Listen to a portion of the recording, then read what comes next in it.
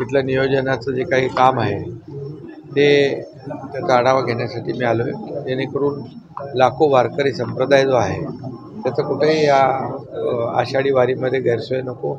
मग तिथल्या सुविधा असतील, पिण्याचं पाणी असेल, स्वच्छता असेल, त्या ठिकाणी मोबाईल टॉयलेट असतील, वारकरीचा मार्ग असेल, या सगळ्या जे काही महिलांसाठी चेंजिंग रूम, बाकी सगळ्या ज्या गोष्टी आहेत, तिथले रस्ते, तिथला सगळी व्यवस्था, मंदिर ट्रस्टच्या माध्यमातून देखील व्यवस्था केली जाते.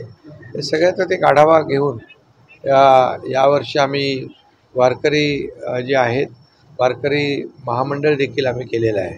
त्या माध्यमातून देखील मोठ्या प्रमाणात वारकऱ्यांची जे काही अडचणी आहेत, त्यांच्या ज्या काही सुविधा आहेत ते देण्यासंदर्भात देखील निर्णय घेतला आहे. प्रत्येक दिंडीला 20,000 रुपये अनुदान देण्याचं देखील मान्य केलं आहे, निर्णय घेतला.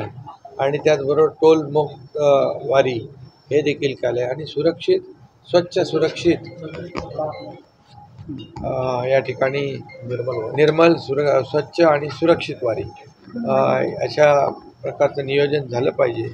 यासाठी तिथं काही कमी पडू नये आणि यावर्षीची वारी अतिशय चांगली व्हावी याचा प्रयत्न सरकारचा आहे.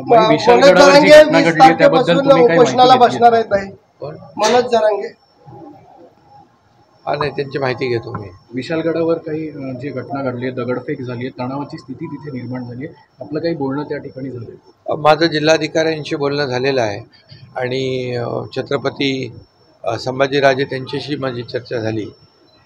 त्या ठिकाणचं त्यांची मागणी आहे की जे अतिक्रमण आहे ते अतिक्रमण काढलं पाहिजे. गडावरचं अतिक्रमण काढून गडाचं पावित्र्य राखलं पाहिजे. आणि आपले छत्रपती शिवाजी महाराजांची गडकोट किल्ले ही संपत्ती आहे, आपली संपत्ती आहे, आपलं ऐश्वर्य आहे आणि हे ऐतिहासिकपणा त्याचा जपला पाहिजे असं शासनाची देखील भूमिका आहे.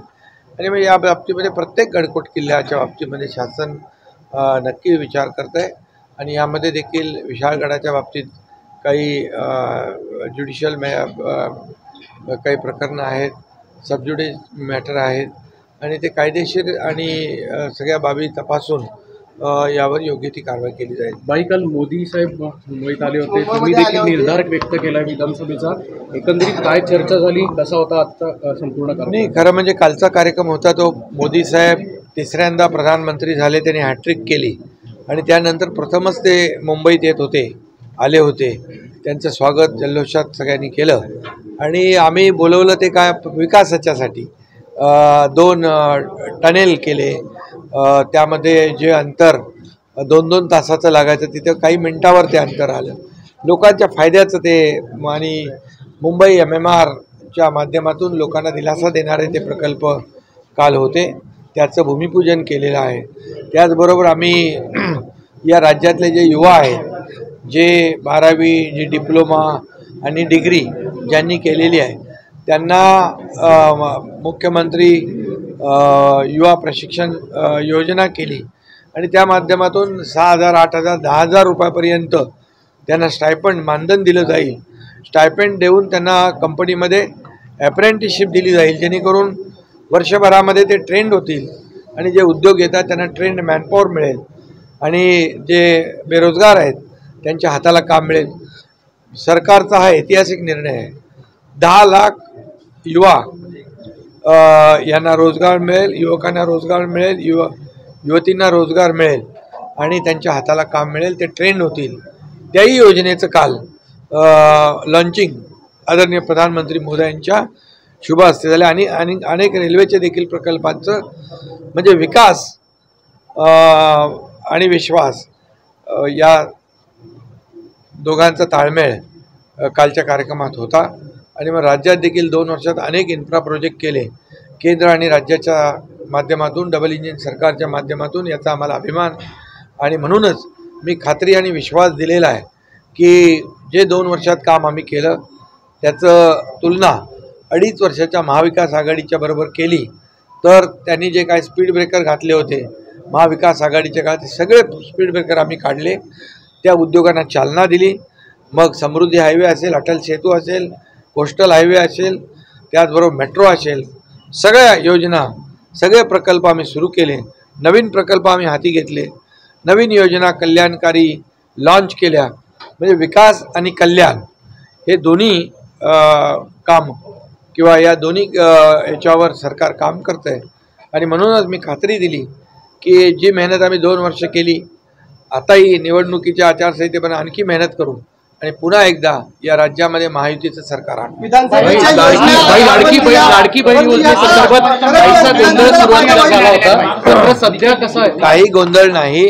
मुख्यमंत्री माझी लाडकी बहीण ही योजना, याच्यामध्ये आम्ही सगळे जे काही अतिशय अटी त्याच्या सुटसुटीत केलेल्या आहेत. आणि आता ऑफलाईन अर्ज घ्यायचं काम सुरू आहे. त्यामध्ये ज्याचं उत्पन्न 2.5 लाखापेक्षा कमी आहे त्याला ही योजना लागू होईल. जो जुना डेटाबेस आहे तोही आम्ही वापरू. त्याचबरोबर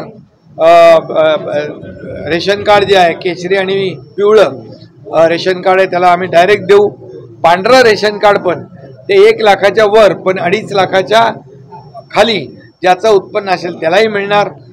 त्याचबरोबर जन्माचा दाखला, शाळेचा दाखला हे देखील आम्ही ग्राह्य धरणार. सेल्फ डिक्लेरेशन आम्ही ग्राह्य धरणार.